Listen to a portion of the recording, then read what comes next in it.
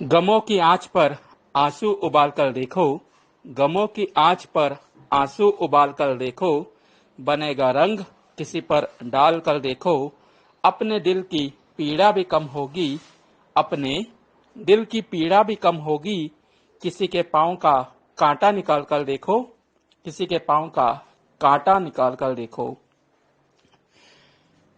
सभी सम्मानित साथी स्वीकार करें यथोचित अभिवादन आरसी विनोद गढ़वाल का।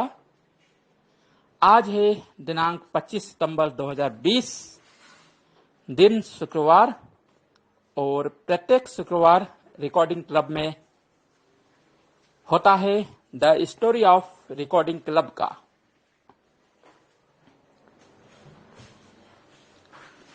हाजिर हूं दोस्तों the story of recording club part 114 के साथ।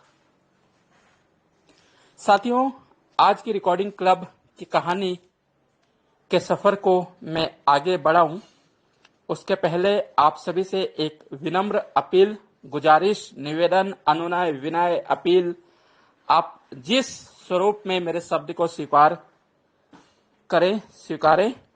गौर फरमाइएगा, सुनिएगा, हो सके तो अपनी प्रतिक्रिया अवश्य दीजिएगा। साथियों, जैसा कि हम सभी जानते हैं कि इस समय समूचे विश्व में कोविड-19 का प्रकोप है, कोरोना महामारी है, जिसके शिकंजे में हमारा देश भारत भी है। और पिछले 6 महीनों से संपूर्ण भारतवासी इस कोरोना महामारी से प्रभावित हैं, चाहे फिर सामान्य व्यक्ति हों या हमारे जगत के हमारे दृष्टिबाधित साथी। खासतौर पर वे दृष्टिबाधित अत्यधिक प्रभावित हैं जो स्वयं का रोजगार करते हैं, छोटी मोटी दुकानें लगाकर, फेरी लगाकर अपना सामान बेचते हैं।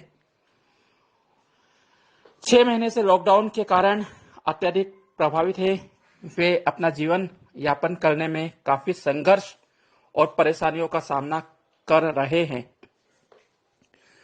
ऐसी ही बांदगी कल मैंने समूह में आपके सामने रखी थी। भाई लखन निमाड़े, जो कि दृष्टिबाधित है, इंदौर में रहकर अपनी फिनाइल की जो गोलियां होती हैं उसको सेलिंग करते हैं, उसको बेचने का काम करते हैं राजबाड़ा चौक पर। और इस कोरोना महामारी के कारण वे पिछले 6 महीनों से काफी संघर्ष कर रहे हैं। 4 महीने तक लगभग लॉकडाउन पूर्णतः रहा, तो धंधा एकदम ठप रहा। और अब जबकि अनलॉक की प्रक्रिया जारी है, ऐसे में एक दृष्टिबाधित से सामान खरीदने में हर कोई हिचकिचाता है। सोशल डिस्टेंसिंग, स्पर्श ना करना, तमाम ऐसी समस्याएं हैं जिससे आज विशेष करके दृष्टिबाधित दो चार हो रहे हैं।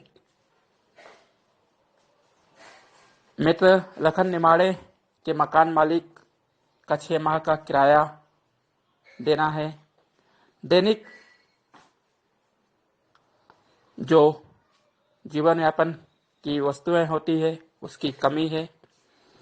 तो इन सब समस्याओं को आपके सामने कल मैंने रखा था। द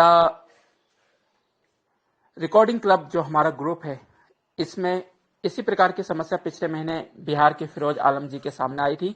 तब सभी साथियों ने बढ़ चढ़कर सहयोग करने हेतु अपने कदम और हाथ बढ़ाए थे। फिरोज जी की आवश्यकता पूरी होने के उपरांत जो कोष में पैसे आए थे उसको हमने आरसी रिलीफ फंड के नाम से बनाया था, ताकि भविष्य में दृष्टिबाधितों को इस कोष के माध्यम से सहायता की जा सके। तो इसी कोष में मैं आप सभी से जी खोलकर आपके सामर्थ्य अनुसार, आपके सक्षमता अनुसार दान एवं सहयोग देने की गुजारिश करता हूं। आरसी रिलीफ फंड में आप अपना सहयोग दें, अपना दान दें, ताकि हम उन आवश्यक दृष्टिबाधितों की सहायता कर सके। आरसी फंड में अपना दान सहयोग देने के लिए आप श्रीमान संदीप त्रिवेदी को उनके मोबाइल नंबर 9414868659, आई रिपीट 9414868659, 9414868659 पर गूगल पे, फोन पे, WhatsApp payment, Paytm, Bhim app या अन्य जो भी मेथड है पेमेंट ट्रांसफर की, उसके माध्यम से आप अपना सहयोग दे सकते हैं। साथ ही आप रिकॉर्डिंग क्लब के बैंक अकाउंट नंबर में भी अपनी राशि जमा कर सकते हैं। बैंक की डिटेल इस प्रकार है: श्रीमान संदीप त्रिवेदी, भारतीय state bank, Adarsh Nagar branch, Ajmer, Rajasthan. खाता क्रमांक 20 22 920 98 202229209890। IFSC code SBIN 12901, SBIN 0012901। इस IFSC कोड और अकाउंट नंबर में आप अपनी सहयोग राशि दे सकते हैं। मानव सेवा परमो धर्म, इसी ध्येय वाक्य को हम सबको चरितार्थ करना है और एक मानव होने के नाते दूसरे मानव की हमें सहायता करना है, जिस हेतु आप सभी की सहयोग राशि अपेक्षित है। फिलहाल मैं लौटता हूं the story of recording club पर और आज की कहानी शुरू करता हूं। पिछले सप्ताह जब कहानी हमने रोकी थी तब मैंने बताया था कि मैंने मेरे स्वयं के रोजगार हेतु एक दुकान खोली थी, जिसके माध्यम से मैं मेरा रोजगार की दिशा में उन्मुख हुआ था। मैंने मेरी दुकान का नाम साधना टेलीकॉम एंड एवरफ्रेश रखा था, जिसके माध्यम से मैंने टाटा कंपनी का STD PCO लिया और साथ ही साथ बेकरी के आइटम, समोसे, क्रीम रोल्स, बिस्किट्स वगैरह रखना चालू किए और अपनी पढ़ाई भी जारी रखी। तो मेरा डेली रूटीन कुछ इस प्रकार से मैंने बनाया था कि सुबह 6 बजे मैं उठता था, 7 और 7:30 के मध्य मैं अपने दैनिक कार्यों से निवृत्त होकर दुकान को खोल लिया करता था। 7:30 एनी हाउ कंडीशन में दुकान पर चले जाता था और दुकान खोलता था। सुबह 7:30 से लगभग 10:30 बजे तक मैं दुकान पर रहता था। फिर दुकान मंगल करके कॉलेज जाता था। कॉलेज में अपने विषय के पीरियड अटेंड करने के उपरांत लगभग 3 बजे में NAB वापस आता था, जहां पर मुझे प्रूफ रीडिंग करना होती थी ब्रेल पुस्तकों की। तत्पश्चात 5 बजे वहां से फ्री होकर आधे घंटे रेस्ट और 5:30 से फिर लगभग 9:30-10 बजे रात तक मैं अपनी दुकान को चलाता था। दिन बीतते गए, समय गुजरता गया और मेरा सफर आगे बढ़ता रहा। मार्च महीने में वार्षिक परीक्षा आई, तो परीक्षा के दौरान भी मैं दुकान पर ही अपनी परीक्षा की तैयारी करता था। कैसेट्स से मैं पढ़ाई करता था। उस समय मेरे पास वीडियोकॉन कंपनी का टेप रिकॉर्डर था और उसमें मैं अपने विषय की कैसेट्स लगाता था। जब दुकान पर कोई ग्राहक आता था सामान मांगने, तो मैं कैसेट को स्टॉप करके उसको सामान देता था और पुनः अपनी पढ़ाई जारी रखता था। इस प्रकार से मैंने पढ़ाई की, निर्धारित समय पर परीक्षा भी दी और जुलाई माह में मेरा रिजल्ट आया और रिजल्ट जो परीक्षा परिणाम आया वह काफी सुखद आया। जब अंक सूची मेरे हाथ में आई तो मुझे ज्ञात हुआ कि मैं प्रथम श्रेणी में उत्तीर्ण हुआ हूं और काफी अच्छा लगा मुझे कि मेरे इतनी मेहनत के बाद भी मैं सफल अच्छे अंकों से रहा हूं। तो प्रारंभिक तौर पर मुझे बहुत खुशी हुई, किंतु यही एक घटना भी घटी हुआ यूं कि मेरे साथ, बोले जरा मत करे आवाज, मेरे साथ मेरा जो कॉलेज में एड्रेस था वह पुराना ही मकान का था। तो ऐसे में मेरे प्रावीण्य सूची या मैं फर्स्ट क्लास जो आया था उसकी सूचना मुझे पुराने स्थान पर दी गई। और 2005 में देवी अहिल्या विश्वविद्यालय जो इंदौर संभाग की यूनिवर्सिटी थी उसमें मेरा नंबर प्रावीण्य सूची में भी आ गया। तो प्रावीण्य सूची में होने के कारण मुझे 15 अगस्त को सम्मानित किया जाना था, जिसकी सूचना मुझे समय पर नहीं मिली क्योंकि पुराने घर के एड्रेस पर मेरा लेटर गया। हालांकि मैं बाद में एक साधारण दिवस में जाकर विश्वविद्यालय यूनिवर्सिटी से मेरा प्रावीण्य सूची का सर्टिफिकेट ले आया। तो ऐसी घटना भी घटी। जब मैं फर्स्ट क्लास आया तो मैंने देखा कि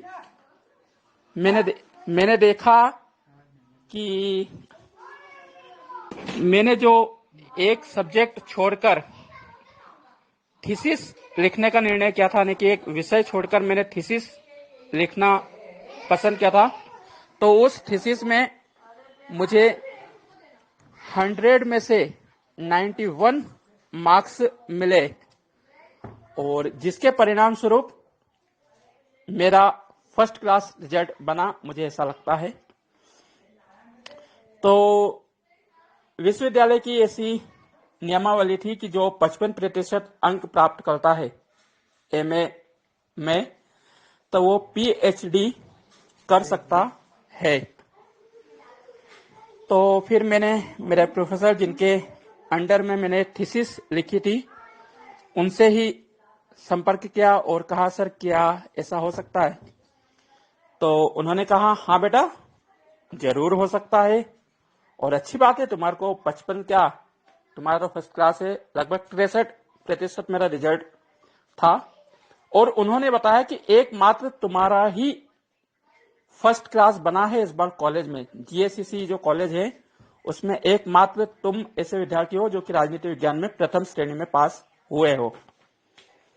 तो उन्होंने काफी आशीष मुझे दिए और कहा कि तुम यदि पीएचडी करना चाहते हो तो इस समय मेरे पास पीएचडी होल्डर के छात्रों के लिए मेरे पास सीट भी खाली है, यानी कि वो पीएचडी स्वयं भी कराते थे। तो मैंने सर इससे अच्छी क्या बात होगी कि आपके पास सीट खाली है? तो उन्होंने बोला एक दिन घर पर आओ और मैं सब्जेक्ट देखता हूं कि तुम्हारी सीमाओं को ध्यान में रखते हुए तुम किन विषयों पर आसानी से पीएचडी कर सकते हो। हालांकि तकलीफें ज्यादा आती है लेकिन हम कोशिश करेंगे कि कुछ इस प्रकार का डिजाइन सब्जेक्ट को करें जिसमें कम दिक्कतें आए।